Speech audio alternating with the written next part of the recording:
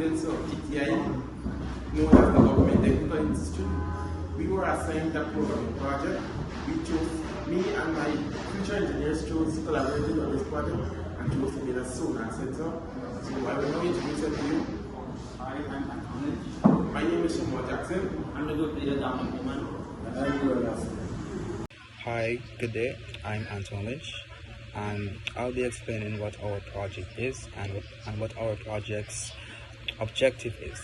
Now, we propose launching our Sonnar sensor as a cutting-edge product in the security technology market. This targets customers including security firms, government agencies, and even private owners of high-value aquatic assets. By combining affordability, portability, and high-end sonar technology, our sonar sensor stands out against traditional, bulky, and expensive underwater detection systems. The market opportunity is significant as security threats on land or underwater environments are often overlooked despite increasing risk. Through aggressive markets in an era where security threats are increasing, innovative technologies are crucial to safeguard sensitive facilities, borders, and infrastructures, and high value assets.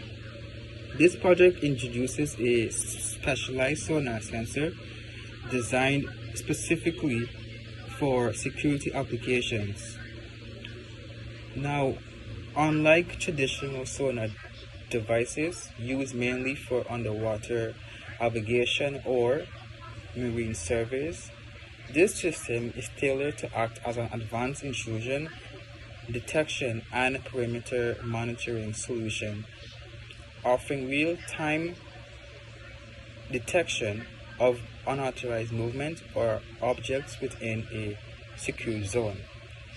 Now, our project's objective is that our primary objective of this project is to design, prototype, and test the sonar sensor optimized for security environments capable of detecting intrusions in restricted underwater or semi-aquatic zones. It can also be able to detect intrusions on land as well. It helps to provide real-time data transmission to a central security station, and it is operating under various environmental conditions such as low visibility and noise interference. It's also being compact, affordability, and easy to deploy. And that is our project's objective and what our project is. Good day everyone, my name is Real Austin and I will be speaking to you about why we choose a sonar sensor for our project. The reason we choose a sonar sensor for our project is because it provides a reliable and cost-effective way to measure distance using sound wave. In an age where threats to infrastructure, assets, and personnel are becoming increasingly complex, the need for innovative, reliable, and cost-effective has never been greater. Sonar sensors are particularly useful in environments where its infrared or laser may not perform well, such as in dusty, dark, or smoky conditions.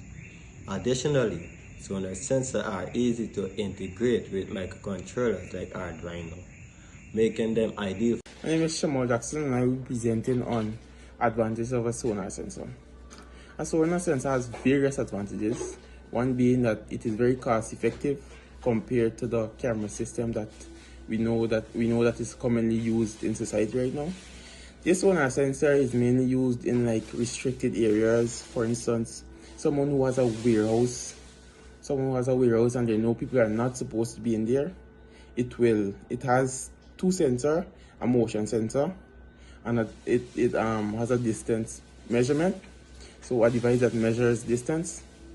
Well, some will say the camera is better because you can see, but take into consideration if someone enters your building and you have a camera, yes, you can see that they entered your building, but how will you be notified that someone is in your building?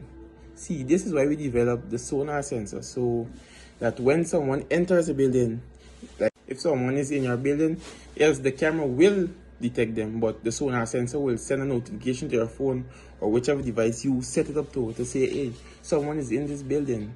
Let's, call the police, or you have a faster reaction time. Other than the camera, you will, because most people that has cameras really sit and go through the footage, but this sonar sensor, you can detect if someone is there. No. Nextly, it can you work together with the camera system also. So if someone who has a camera, it can be merged. So there will be camera and it will be a sonar sensor, double the safety. So you can be notified when someone is in your building or in a restricted land or in a restricted area and they have no case being there. The camera will sense, you will get video evidence, plus you will have motion sensor, and they will get it has distance measurement. You can sense where they are. So this sonar sensor is very, very important, and I think it will take society to the next level.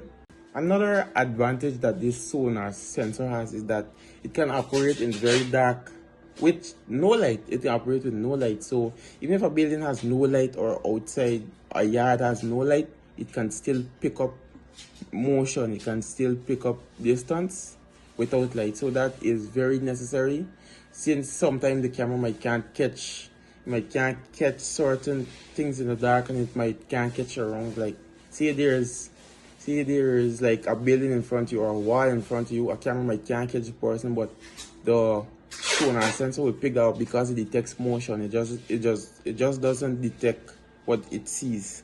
It can sense motion, and that will be very helpful in various cases. So for our project, what we used was this camera casing to be able to house our components. We used ultrasonic sensor, which is a HCSR4 sensor. We used a PR sensor, which is our HCSR501 sensor, and we used a LED also with a buzzer, which is inside, and which is connected by the insulation that insulates our wires, and our box, which houses our microcontroller, which is the Arduino Uno R3, and the power supply, which is 9 volts, which is connected by this. So how would you mount this to any surface or material you want to use? I will show you using my desk as an example.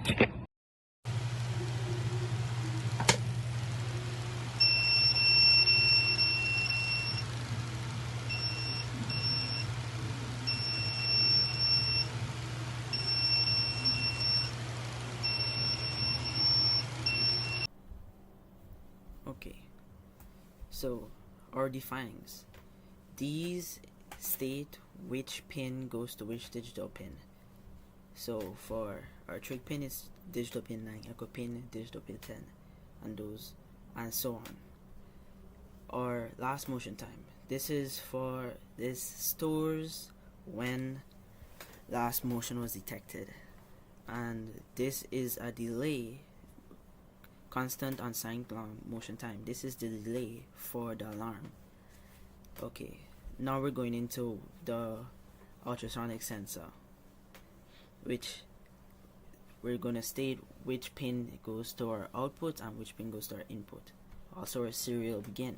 This states for our communication between our laptop to be able to read on the serial monitor and the microcontroller.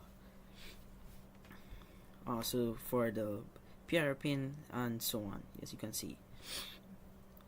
float measure distance. Okay, now this starts the beginning of the ultrasonic sensor. So